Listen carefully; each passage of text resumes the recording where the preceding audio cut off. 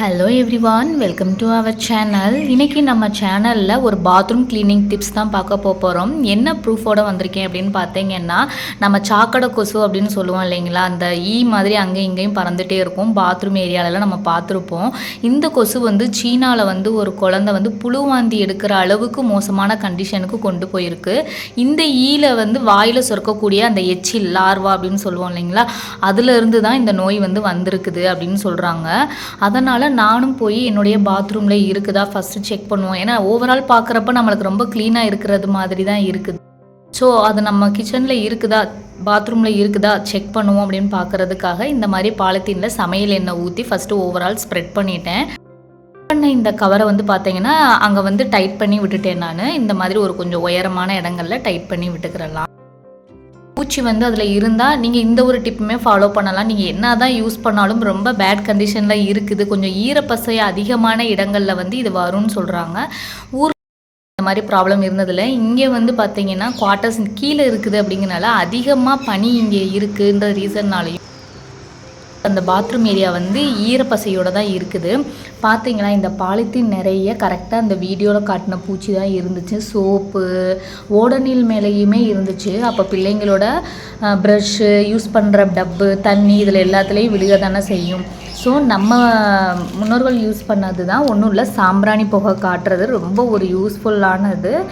சாம்பிராணி புகைக்கு கண்ணுக்கு தெரியாத நுண்ணுயிர்கள் எல்லாம் அழிக்கக்கூடிய திறன் இருக்குது. அப்படின்றதுனால நான் ஃபஸ்ட்டு ப்ரிஃபர் பண்ணுறது, நீங்கள் கம்ப்யூட்டர் சாம்பிராணி காட்டுங்க. கம்ப்யூட்டர் சாம்பிராணி இல்லை, உங்களுக்கு நீங்கள் இருக்கக்கூடிய இடங்களில் சார்கோல் கிடைக்கிது, கறிக்கட்டை கிடைக்குதுன்னா நீங்கள் தூளில் வாங்கி சாம்பிராணி வாங்கி நீங்கள் உங்களுடைய பாத்ரூம் ஏரியாவில், நம்ம கிச்சன் க்ளீனிங் பார்த்துருக்குறோம், ஹவுஸ் க்ளீனிங் எல்லாமே நம்ம யூஸ்ஃபுல்லாக பண்ணக்கூடியதான். பாத்ரூமில் ஜஸ்ட்டு ஹார்பிக் போட்டு க்ளீன் பண்ணிவிட்டு ஓடோனில் வச்சுருவோம், அவ்வளோதான் பாத்ரூம் க்ளீனிங். ஆனால் பார்த்தீங்களா, கண்ணுக்கு தெரியாத நுண்ணுயிரிகள் இவ்வளோ இருக்குது. நான் இந்த வீடியோவில் காட்டுறது மாதிரி பச்சை கற்பூரம், கிராம்பு, அப்புறம் அந்த கம்ப்யூட்டர் சாம்பிராணிலே பேஸ்ட் மாதிரி இருக்கும். இது நம்ம எந்த பக்கம்னாலும் ஃப்ளெக்சிபிள் பண்ணிக்கலாம், நம்மளுக்கு தேவையான ஷேப்பில் அதை க்ரியேட் பண்ணிக்கிறலாம். அந்த மாதிரி அப்லோட் பண்ணுறேன். கொரோனா பீரியட்லேயுமே அப்படி தான், கண்ணுக்கு தெரியாத ஒரு வைரஸ் தான் நம்மளுக்கு இவ்வளோ பெரிய நோய் ஏற்படுத்தும் அப்படின்னு அவேர்னஸ் கொடுக்குறப்ப யாருமே அதை அவேர் பண்ணலை.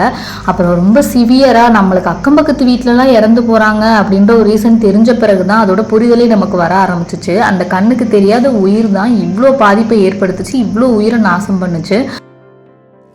நீங்கள் சின்ன விஷயமா விடாதீங்க. இது இப்போ ஜீ தமிழ் நியூஸில் வந்த ஒரு விஷயம்.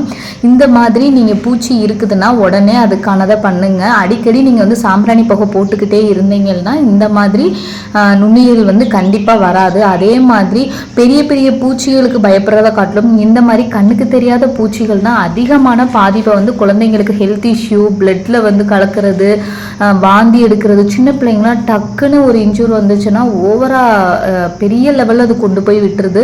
ஸோ நீங்கள் ரொம்ப சின்ன ஒரு விஷயமா இருந்தாலும் கூட, குழந்தைங்கள் ஒரு இடத்துல வலிக்குதுன்னு சொன்னால் கூட, அவங்க ஏதாவது ஒரு சளி தும்மிட்டே இருக்கிறாங்க அப்படின்னா கூட உடனே நீங்கள் அதுக்கான ட்ரீட்மெண்ட் பார்த்துருங்க. இப்போ இருக்க காலகட்டத்தில் குழந்தைங்களுக்கு நோய் எதிர்ப்பு திறனே ரொம்ப கம்மியாக இருக்குது. நம்ம எவ்வளோ தான் ஃபுட்டை திணிச்சாலும் எல்லாமே கெமிக்கல் வந்துருச்சு. சாதாரண ஒரு கீரையில் கூட கெமிக்கல் கலந்து தான் நம்மக்கிட்ட விற்கிறாங்க. அது ஃப்ரெஷ்ஷாக இருந்தால் தான் நம்மளும் வாங்குகிறோம். கொஞ்சம் வாடி போயிருந்தால் கூட நம்ம வாங்கி அதை சமைக்க மாட்டோம். ஸோ நம்மளை கண்கட்டி விற்ற காட்டுறதுக்கு அவங்களும் ஒரு ஏமாத்து திறன் கொண்டு நம்மளை வித்துடுறாங்க.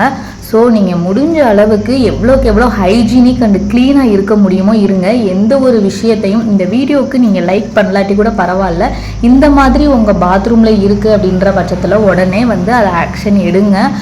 ரொம்ப முடிஞ்ச அளவுக்கு க்ளீனாக வச்சுக்கோங்க. குழந்தைங்க இருக்கிற வீடு பாத்ரூமில் தான் எல்லா நோயும் பரவுது.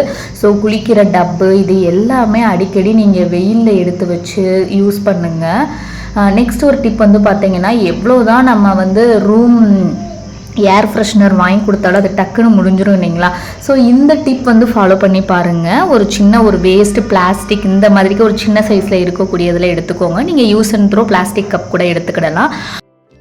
ஒரு ஸ்பூன் அளவுக்கு நீங்கள் சமையலில் யூஸ் பண்ணுற உப்பு, அப்புறம் ஒரு அரை ஸ்பூன் அளவுக்கு பேக்கிங் சோடா, கொஞ்சமாக மஞ்சத்தூள் கிருமி நாசினின்றதுனால நீங்கள் க்ளீனிங் பர்பஸ் எல்லாத்துக்கும் யூஸ் பண்ணலாம்.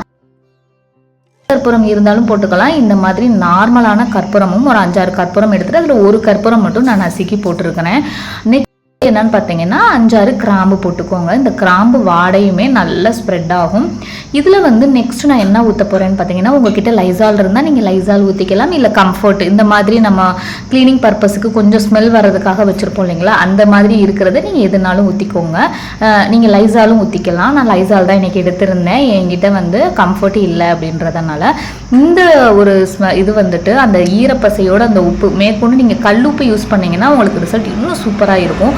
இந்த இதை வந்து உங்கள் பாத்ரூமில் வச்சு பாருங்கள். இது குறைஞ்சது ஒரு 10 to 15 நாளைக்கு வரும். இதெல்லாம் வீட்டில் இருக்கக்கூடிய பொருள் தான். உங்களுக்கு நீங்கள் காஸ்ட்லியாக பொருள் வாங்கி உங்கள் பாத்ரூமில் ஏர் ஃப்ரெஷ்னர் யூஸ் பண்ணுற அவசியம் இல்லை. இது வந்து வீட்டில் இருக்கக்கூடிய பொருளை வச்சே நம்ம பண்ணக்கூடியது தான்.